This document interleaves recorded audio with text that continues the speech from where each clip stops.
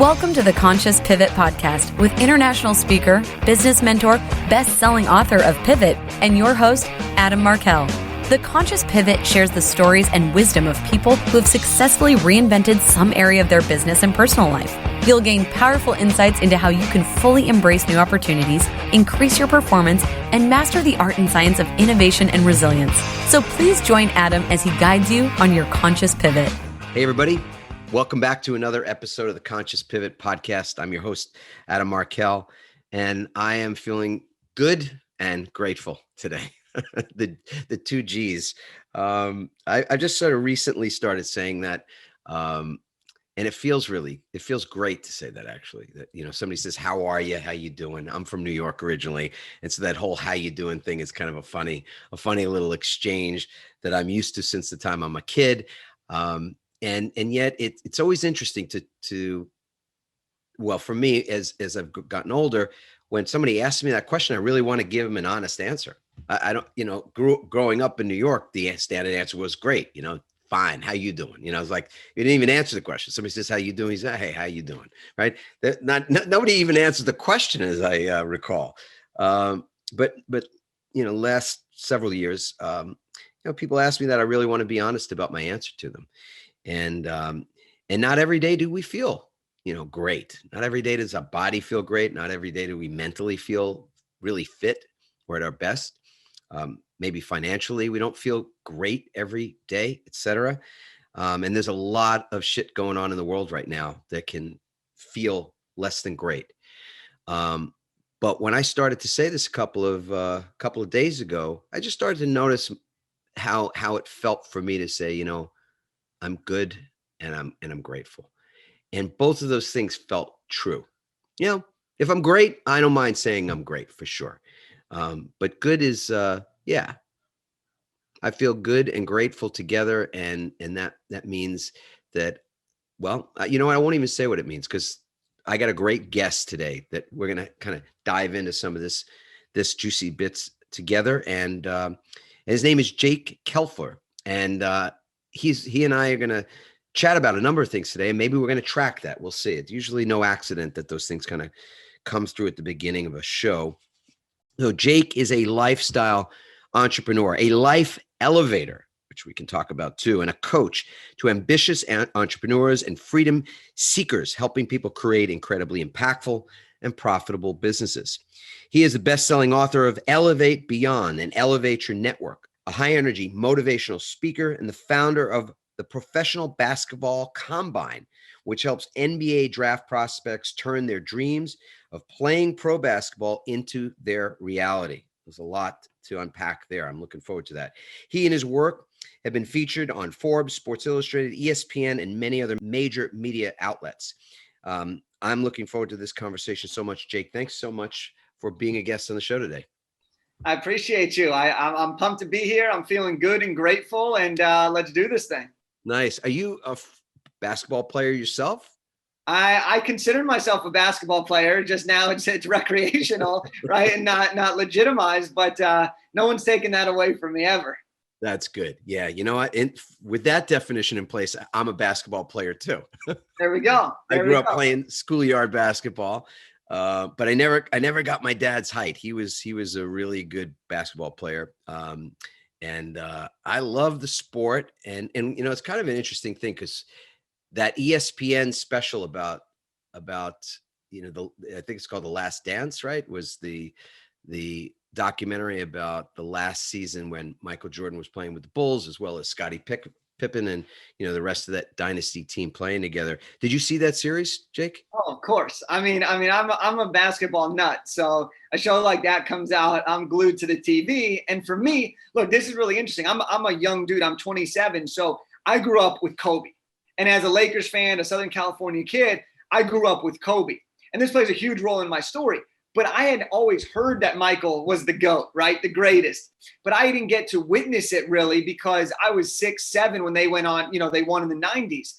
And so being able to see that documentary for me was like eye-opening, because you got to see really who Michael Jordan was outside of just the stories or the old clips. And that was so cool for me to see that. It really is epic, even in like watching it so many years later to see some of what they were able to accomplish, right? Yeah, and even like outside of basketball, how great it was that they were filming that back then. And now you're seeing it come into light here in 2020, 2021, whenever someone's listening to this, like such an amazing, amazing piece that really shows, what a champion looks like and what you got to be willing to do to make things happen and adjust when things don't go our ways. And so I dug it. I love the whole thing.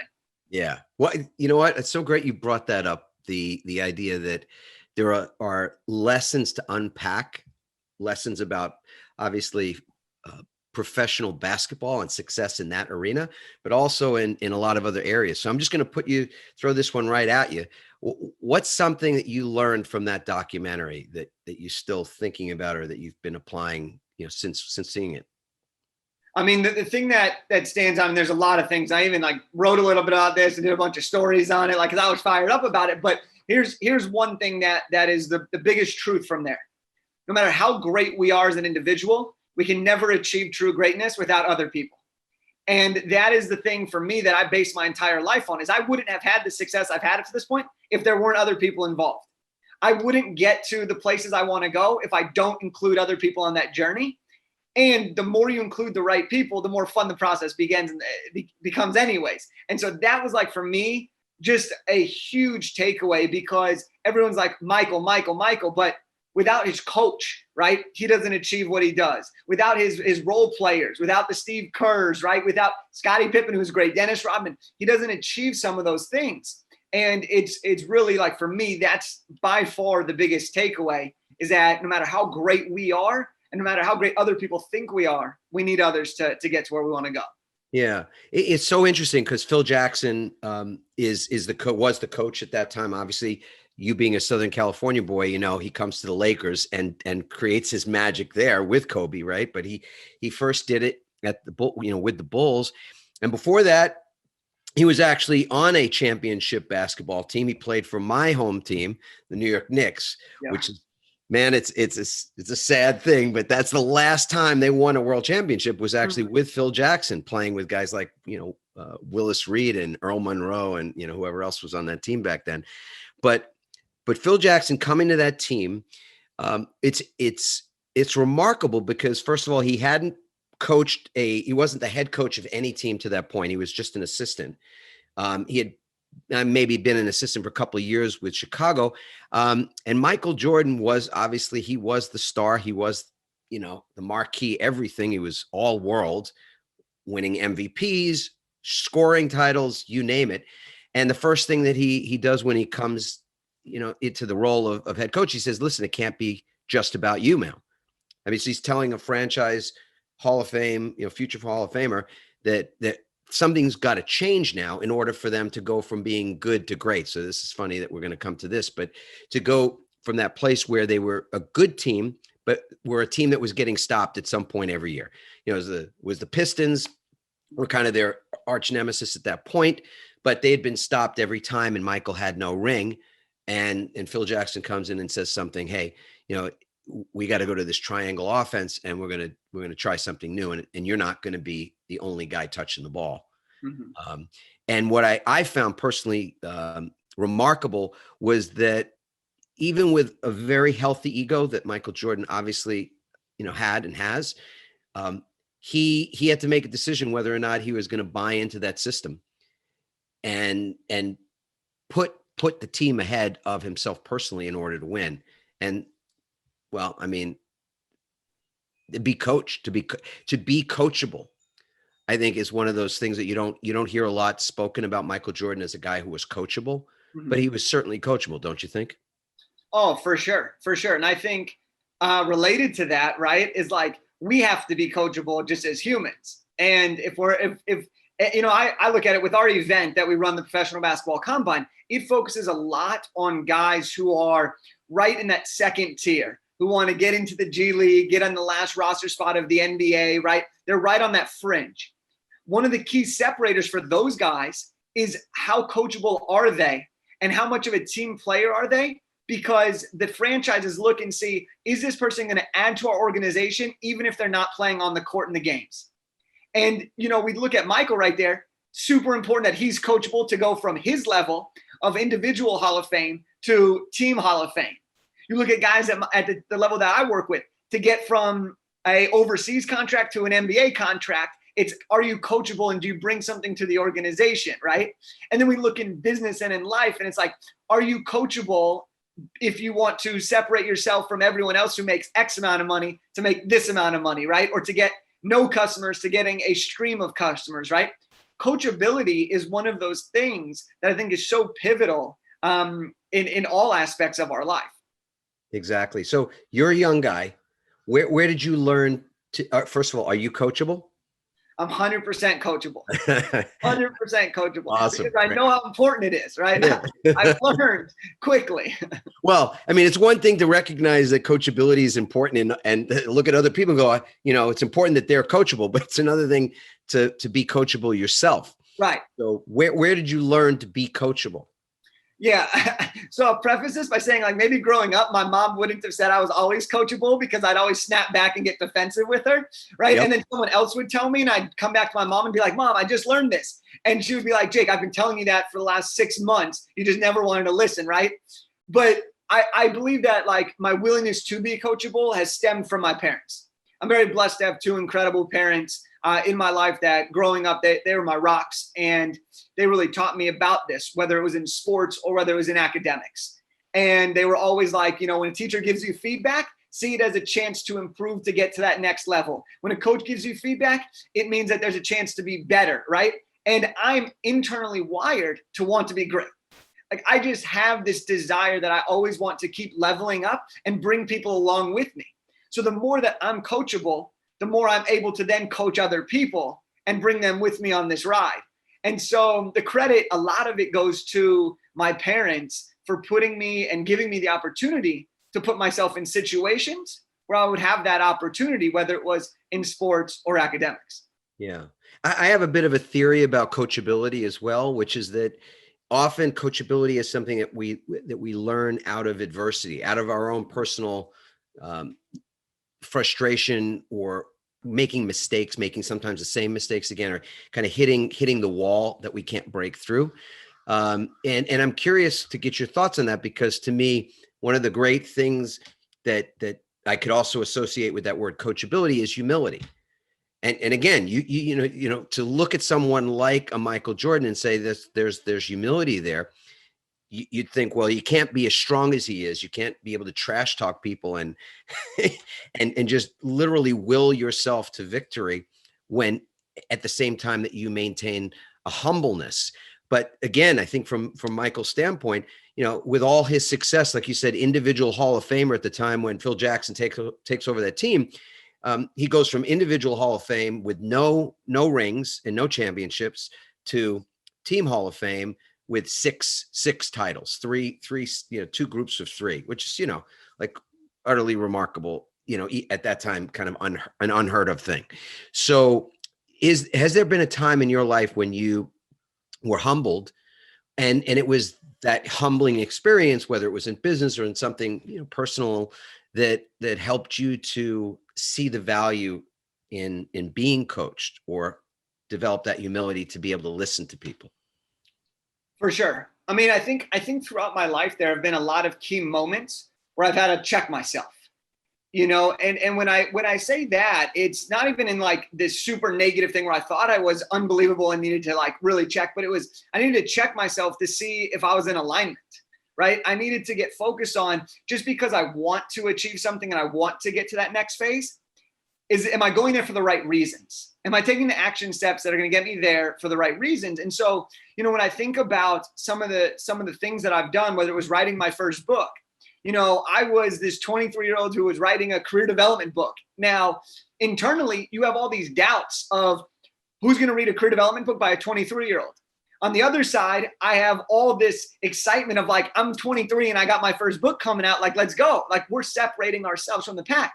But I had to take a step back and realize that from the coaches and the people that were in my life is that no matter what happens, is most important for you to keep going. And a lot of times when we get to this point, whether we think we're really remarkable and something doesn't go our way, or whether we're hesitant and we're hopeful that it does go our way, we stop because we're afraid of what's on the other side of that action. And for me, there have been a lot of those moments in different initiatives and endeavors that I've pursued where I've had to really say, hold up, what am I willing to do here? And am I doing it for myself or for the greater good, something bigger than just myself?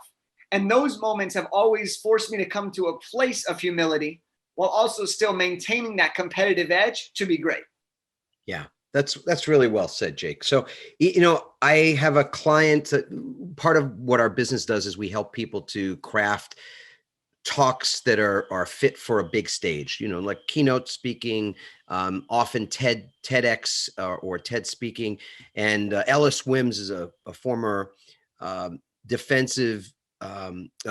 He's a guy who played for several teams, but he won a Super Bowl as a member of the Tampa Bay Buccaneers. And one of the things that Ellis has shared with us is his process of going from a kind of a guy who wasn't going to be recruited, wasn't a scholarship player in college, ultimately did play, and in his senior year was a starter and all that kind of thing. And then in the 6th round, he doesn't even think he's going to be a draft pick, and all that kind of thing. But he did the NFL combine, and that's where he was seen. And then ultimately, gets picked up by, I think Tony Dungy was the coach of the Bucs at the time. So I hadn't heard about an NBA combine. Is that something that you got involved with at its inception? Were you one of the co-founders of that? It's just something I hadn't heard of, but until I actually read your intro. So the NBA, which I believe is the greatest sports organization out there, they have their NBA combine just like the NFL has their combine, right? The NBA combine features the top players that are likely to get drafted, just like the NFL combine ideally puts players that are going to be drafted. The only difference, there's a ton more players that get drafted in the NFL versus the 60 that get drafted in the NBA. Right. Now, a couple years ago, the NBA announced that there was going to be a new contract. This was called a two-way contract, where basically every team was going to have 2 additional roster spots where they would be able to send this player down to the G League to develop themselves, but also they could bring them up if an injury happened. And this contract would pay 9 to 10 times what the player gets in the G League system. So when that was announced, I immediately realized, well, where are the teams going to find these prospects? Where is the event that's going to host all of these prospects? Well, there wasn't an event outside of the NBA Combine. And so myself and along with a couple other people, we started talking about this idea, and I ended up creating a secondary NBA Draft Combine to help that next tier sign those contracts, to get noticed by the G League so that every team could come to one location so they didn't have to fly these guys in and spend more budget. But the agents could do things for their players. The players would get more exposure, and everybody would benefit because of this event. And that's essentially what became the Pro Basketball Combine. And over the 3 years that we've hosted it, we've helped over 70 guys get noticed and signed in what's now 30 countries across the globe. Yeah. So when do you typically do so is yours the actual NBA Combine now? That's what you call it? No, so we call it the Professional Basketball Combine. And okay, so we have our event, and then the NBA has their NBA Combine the week before our event typically. So they'll go, they have their players that attend, and then we have our players, and teams will fly out, send scouts, regional guys, executives, assistant GMs, whoever, depending on the talent that they really want to see and evaluate. And so that's how we run it. And then hopefully our guys funnel into the NBA pipeline, and we've had some incredible success stories. But I think there's something important that I want to note here, which is we talked about Michael Jordan, right? We talked about Phil never being a coach before becoming the head coach. A lot of times in our lives, we just need that one opportunity, yes. Right? We need somebody to give us a chance that isn't expected or guaranteed. Something where we've worked hard. All these players that come to our event have worked their ass off. And now it's time where they're like, you know what? They're right there. They can taste it, right? And so our event has given players an opportunity to say, I do belong in the NBA. I do belong in the organization. And we've had guys go on to win the G League Rookie of the Year. We've had over 10 of those two-way contract spots filled. We've had guys who were mid-major players in college end up getting G League contracts. We had a D2 guy who no one heard of. We took a risk on him, gave him the opportunity, and he's been in the G League ever since. And so that one opportunity is sometimes all we need to take somebody from good and turn them into somebody that's great. Yeah. Because a lot of times we have it inside. We just need that chance. So when is this typically happening? Well, has COVID impacted your ability to do the combine this year? Yeah, COVID played quite a big role for us. And so we actually weren't able to host it this year. Because the NBA was in the bubble. That's what the way they were conducting their league, in the bubble. Yeah, so the NBA did their league in Disney in Florida. And the season, it was a completely different season, out of whack. So the regular NBA draft, the draft process, everything has changed. And we're approaching, as of the time they're recording, the 2020 NBA draft. But the way it worked out is there was no big events or anything like that. We weren't able to do it. So one of the things that we did for our players, because we still wanted to give guys a platform. We stand for giving guys a platform. I wanted you to tell us how it was that you were able to pivot, because obviously the show is in many ways about pivoting. And so here your one big event, the event you're planning for all year long, isn't going to happen. Obviously it's disappointing, but you did something about it. So that's where you're at, which is perfect. Exactly. And I'm gonna get into that. And so it's really interesting, because I want to go two ways with this. Okay, the first way is related to this big event. Now, we have a small team, and this big event kind of was like, shoot, are we going to be able to do it? Are we not going to be able to do it? Obviously, now we realize we aren't able to do it. What we did instead was, knowing that our whole mission is to get players an opportunity, to give them a chance to turn their dreams into their reality, right? That's what it is that we provide these players. Well, we wanted to use our platform as a chance for players to be heard and seen. So our director of scouting started doing virtual film rooms, virtual draft rooms, where he'd break down film. We'd get a bunch of prospects who we would have invited or who would have been on our radar, and allow them to almost pitch themselves through their knowledge of film and their game, and distribute that to team personnel. We were also able to do a PBC honoree list. So we announced, players who would have been invited or would have been there, as another way to boost their credibility and boost their stock moving forward, whether it be in the NBA or overseas, depending on what happens, and I think the thing for us related to this specifically is there's so much unknown. There's so much unknown, and we are so reliant on and focused on what the NBA does, because it goes hand in hand, right? If the NBA doesn't have it, we don't have it. And it's really important for us to understand that even in the midst of all this, we can only control what we can control. Exactly. And if we focus on the things that we can control, and we create the opportunities out of that to the best of our ability, we're going to be all right. And we're going to set ourselves up for the future and continue to do the things that made us what the event is today. So is it fair to say that you're focusing on just what you can control is how you leverage uncertainty? For this, yes, 100%. That is how we've been able to pivot and navigate through this time. Yeah. And part of the conversation on this show is always around the topic of resilience. So I'd love to just get your beat on that. What does it mean to you? How do you define it? Where has it shown up or not been there for you in either your personal life or in connection with the business? Well, I think resilience, and this is one of those words where I feel like there's so many interpretations and meanings of it, and it can be applied to us in so many ways, similar to greatness, success, right? But when I think of like resilience, I think of, in my own life and for the people that we work with or that we see, is the ability to keep going in the face of adversity, and the ability to not only keep going, but to enjoy the challenges that come up through that adversity. And so, when I think of this situation, for me, it was not just in the basketball world, but as a motivational speaker who's doing a bunch of gigs a year all over the country, right? Like, what that's like. Those events were canceled, those contracts. And so I had to really evaluate and go back to my roots. Why am I doing what I'm doing? What is the way that I can make the greatest impact for myself, my family, and the people that I care about? And how can I continue to change the world, even though I'm not able to control everything about what I want to control?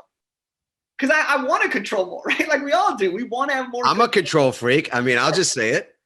Like we want it. And so I think, when it comes to resiliency and being resilient, it's about understanding that there's always going to be things that we have no control over, right? It's always going to be that we're going to get knocked down, but it's what we do in that situation that separates us from everybody else. And And so that's resilience for me. And how is it that you, and so I'm not sure how larger or what the size of your team is, but, you know, I have a theory that when we work with organizations, when we either speak to them or we work with people, senior leaders and those folks, we say, you've got to model resilience. I mean, that's the only way an organization is resilient, is because the individual people that work in that company are resilient. Now, not everybody has a blueprint for what it looks like or what it takes to develop their own resilience. So it really requires a great deal of leadership. So do you have sort of things that you're doing currently in the organization to encourage people to be able to take better care of themselves, for example? Like what does that look like within your group?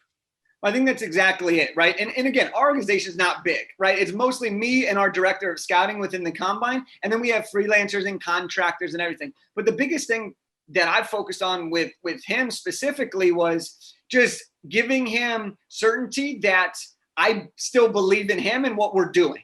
That part of what you did was to give that guy, because there's a lot of people that are part of this community have large organizations, and some that are just solopreneurs or starting up with a few people and then have outsourced solutions and all that. But in this time of great uncertainty, what you did is you told this guy, or you reminded him that you are certain that you can succeed, and that you're certain that your certainty includes him. Mm-hmm. You have faith in him and his value to the organization, and that even in the midst of whatever's going on, that as a company, as a team, you guys can succeed. Did I paraphrase that correctly? Yeah, 100%. I want him to know that I believe in him, I have faith in him, and I have faith in what we're trying to do. And even if we can't control what's going to happen right now, we can control how we set ourselves up for the next one. We can control how we continue to stay mentally strong, how we can continue to find unique ways to be innovative and creative. I mean, that's one of the blessings typically that comes out of a terrible situation, whether it's personal or on a global scale, is we're forced to innovate. And we're forced to make these adjustments. We're forced to pivot, right? We're forced to see what really matters. And when we have those people who tell us it's going to be okay, who believe in us and tell us that we're going to come out greater and stronger because of this, you feel that it's possible. And that's why I think connection, and when I said at the very beginning, the greatest lesson I learned from The Last Dance is that no matter how great we are as individuals, whether you're the CEO, whether you're a mid-manager, whether you're a contractor, the most important thing that we can do to achieve greatness within ourselves is to tell somebody else, to bring someone else along the way for the journey. And that's how I make it a big priority for me with everyone that I work with at any point in time, is that, I want you to know that we're in this together and we're on the same ship. Right. I believe in you, and I believe in our ability to succeed. Yep. And what's happened there is you kind of aikida'd the whole thing, because you go right in the middle of great uncertainty, you're creating certainty. Yep. And nobody has a crystal ball. There's no such, that certainty doesn't exist, even for, again, recovering control freaks like myself. So the landscape ahead, what are you guys thinking in terms of how far ahead you're looking and what you're doing to plan for that? So it's really, it's a really interesting question, because again, we are reliant a lot on what the NBA does. And in some ways that's a blessing, and in a lot of ways it's not, because we're dependent on somebody else to dictate potentially the future of where we go. So with that, that's I think, a challenge and the opportunity all at the same time. Exactly. And we've done an incredible job at navigating it up till this point. But also we've done a great job navigating it up to this point.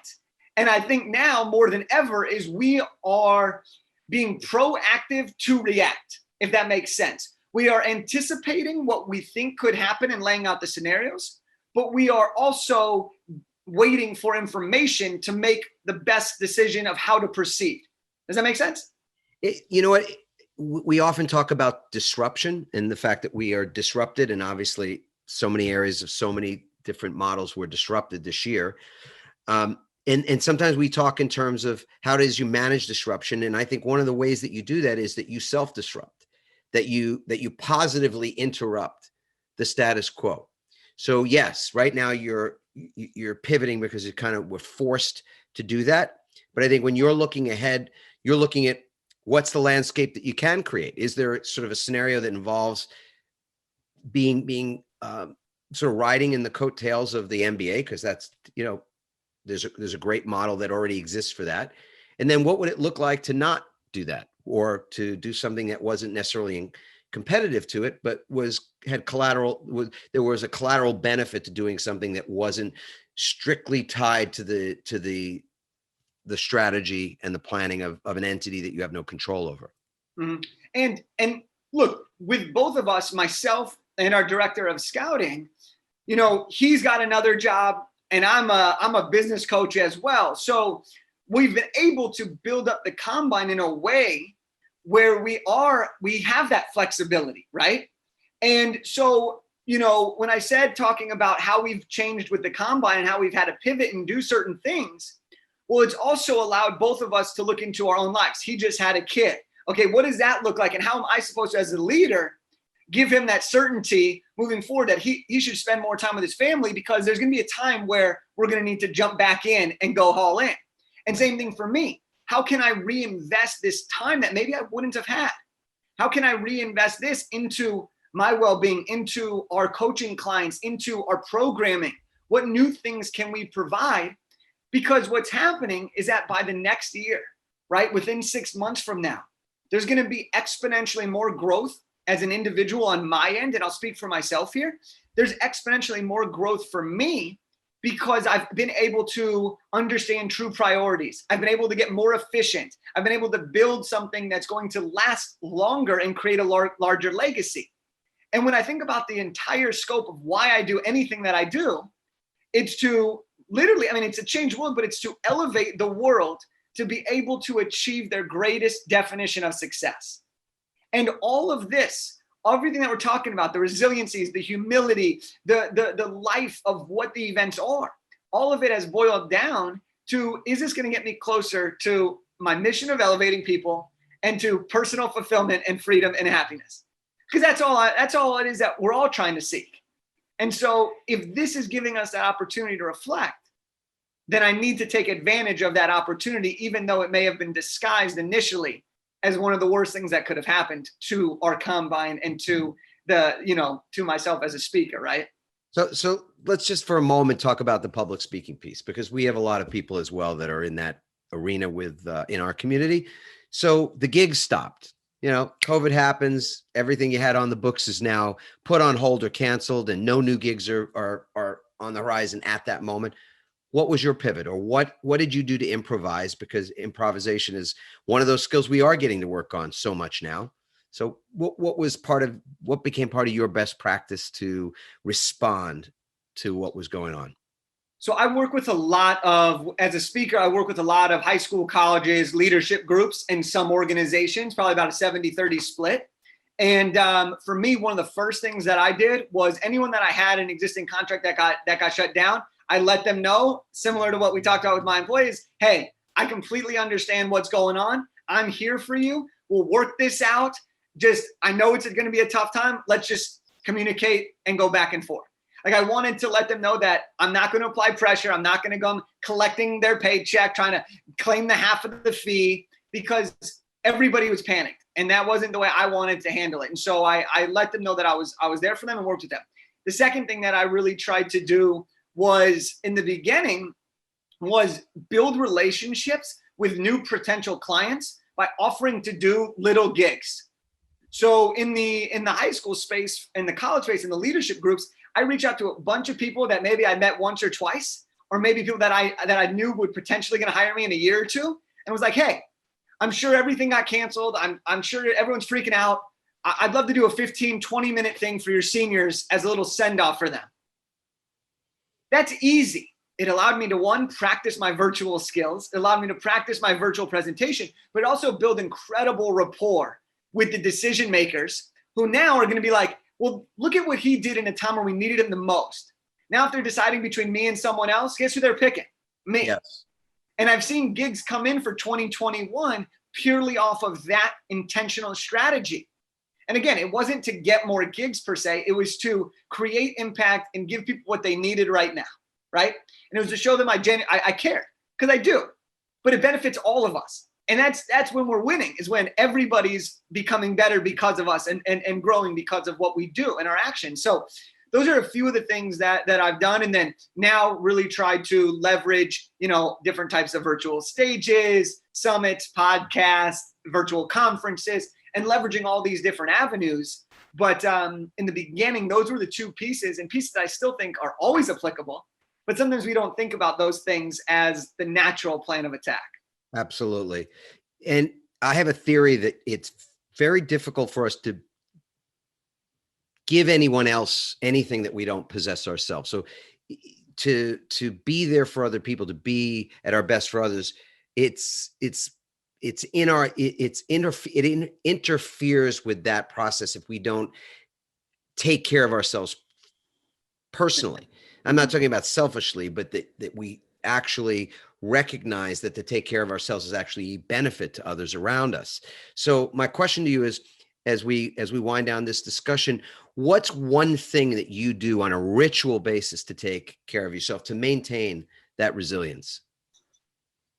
One thing, man, there's a lot of things that I do on the day-to-day. I got my routines, but look, one thing, and this is something that's played a role in every pivot I've ever made, is the practice of gratitude. That is something that I never fully appreciated. And as someone like me who's always go, go, go, gratitude was never something that I thought I needed to practice, because I thought it slowed me down. I thought it took me out of this pursuit and away from the speed.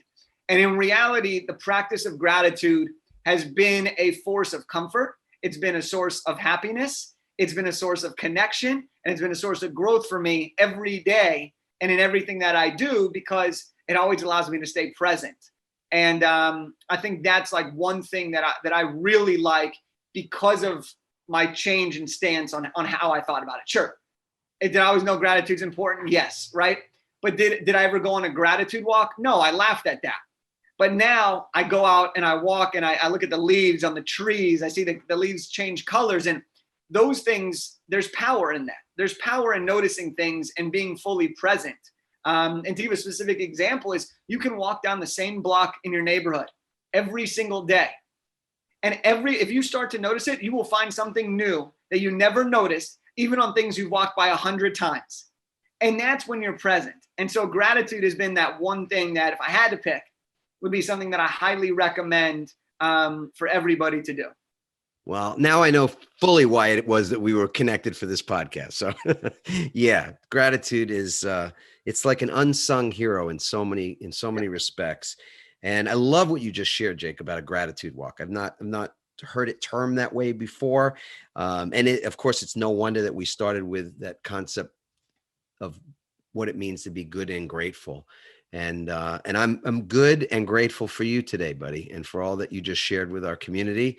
I have a ritual that I remind myself of at the start of every day. It's a ritual that has helped me to reset. I think that's the thing about gratitude, is it's such a reset. Yeah. And it can take no time at all. I mean, it could be 10 seconds. You can create a reset for yourself in the midst of a day that might be going sideways for any number of reasons. We just hit the wall, or something, comes out of nowhere. We get surprised, or energetically we're not at our best. And you go, well, what do I do about that? Well, you can hit the reset button, and gratitude is one of those things you can use to do it. So for me, there's 3 steps to my waking ritual. So the first step is to wake up. So I already know the answer to this question, Jake, but I'm going to ask you anyway. Did you wake up today? I did wake up today. You are fully awake, buddy. And it's true too, that, as awake as we are, maybe we're amped up because it's a good day or whatever it might be. The process of awakening is a process. It's not a thing that it's done because today you feel good. You got to do it again tomorrow, a little bit more tomorrow, hopefully, than today. And that's a life. I mean, to me, that's a fully encapsulated life, is that every day you wake up just a little bit more than the day before. So that's the first step in this. The second piece you've already spoken about, which is gratitude. So when I wake up in the morning, I take that 10-second reset for myself. And sometimes it's more than 10 seconds. Sometimes it's a couple of minutes. I just lie in bed, or I sit with my feet, on the floor, and I just feel what it feels like to experience gratitude throughout my body. And that's the second step. And you spoke to that. And the third step is I really believe that our words have power. This is one of those things that a lot of people don't really get as fully as I think we can get it, that our words have power. They have this divine power to them. There's this opportunity to do something miraculous with our words each day. So what you say matters. Mm-hmm. And a lot of us just throw away a lot of words. And man, if any of us were to listen to a recording of all the stuff that came out of our mouth in a particular day, it would probably horrify us. So to carefully select our words, it's not that easy for an entire day. But at the beginning of the day, I set that intention by curating a specific thing I say when I put my feet on the floor. It's 4 simple words, but 4 words that have changed my life and I think have helped a lot of people as well. And those words are, I love my life. So I wake up, I feel gratitude, I put my feet on the floor and I say, I love my life.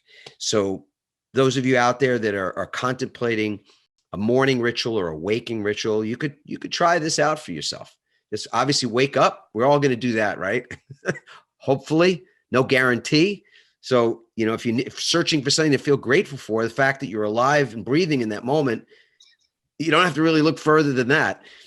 And then you could pick something to say. So, Jake, I'm just putting you on the spot right now, man. But like, you're going to wake up tomorrow, you're going to feel gratitude. What's something that you could say out loud in that moment? I love my life. Oh, buddy. We could do that. We could do, today's going to be a great day. We can do just, I'm grateful for water, shelter, a bed, or we could do something, very personal. I'm grateful for the opportunity to, for me, I'm grateful for the opportunity to choose happiness, to choose gratitude, to choose the people I surround myself with. Yeah. Well done and beautiful. Jake, thank you so much for being on the show today. Absolutely awesome. Everybody else, we'd love to hear from you. It's so great to hear from our community. So you can go to adammarkel.com/podcast, leave a comment there.